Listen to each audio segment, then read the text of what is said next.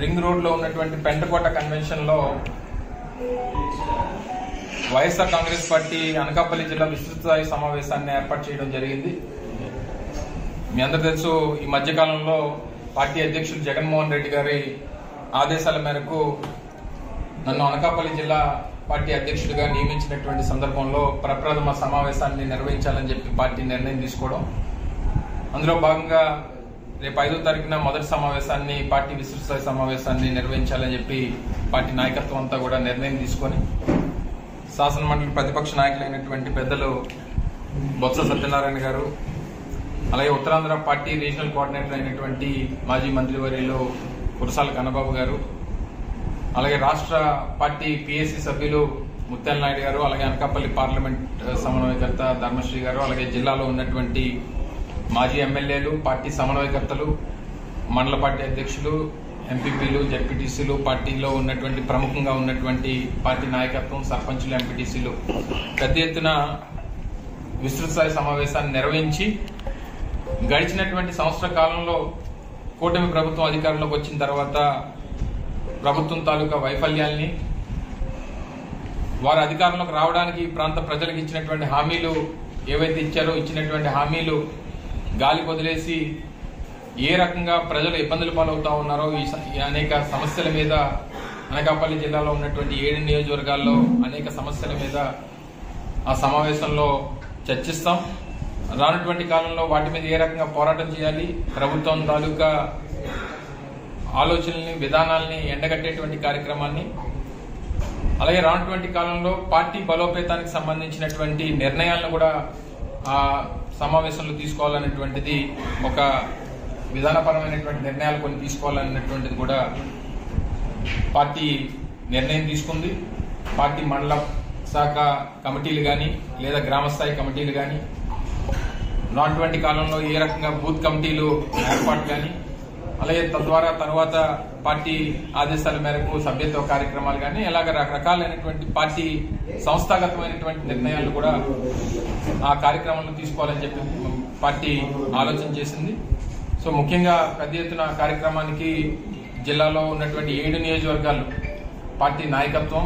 Party కార్యకర్తలు, అభిమానులు పెద్ద ఎత్తున ఆ కార్యక్రమాన్ని విజయవంతం చేయాలని చెప్పి కోరుతా ఉన్నాం. ముఖ్యంగా గడిచినటువంటి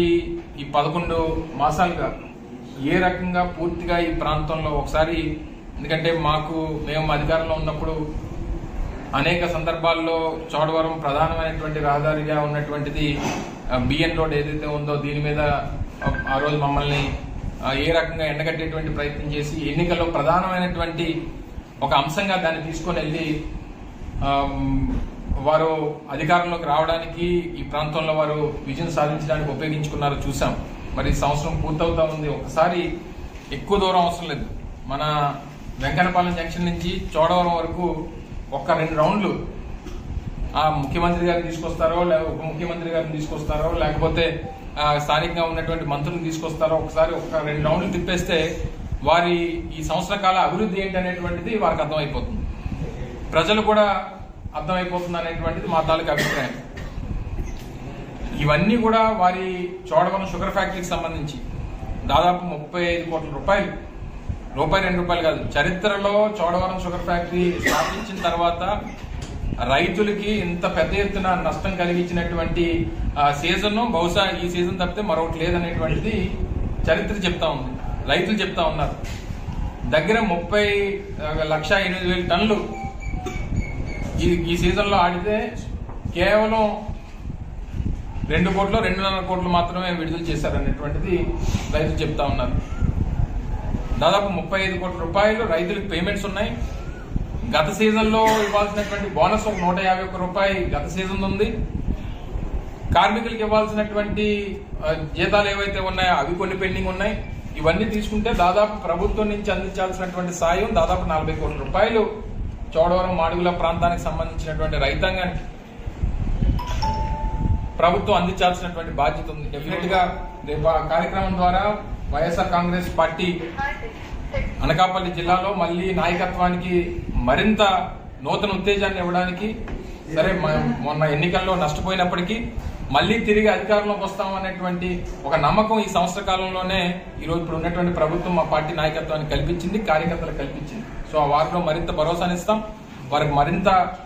అండగా నిలబడేటువంటి దానికి వారికి పూర్తి సహకారాన్ని అందిస్తాం. వారికి ఏ కష్టం వచ్చినా ఏ ఇబ్బంది వచ్చినా పార్టీ వారికి తోడుగా ఉంటుందనేటువంటి ఒక మెసేజ్ ని రేపు జరగబోయేటువంటి 5వ తారీఖు సమావేశంలో పార్టీ నాయకత్వం అంతా కూడా ఇవ్వబోతుంది అనేటువంటి విషయాన్ని మరొకసారి ఈ సందర్భంగా తెలియజేసుకుంటూ రేపు 5వ తారీఖు జరగబోయేటువంటి జిల్లా పార్టీ విస్తృత స్థాయి సమావేశాన్ని విజయవంతం చేయాల్సిందిగా పార్టీ నాయకత్వాన్ని, కార్యకర్తల్ని, అభిమానులు అందరినీ కూడా మరొకసారి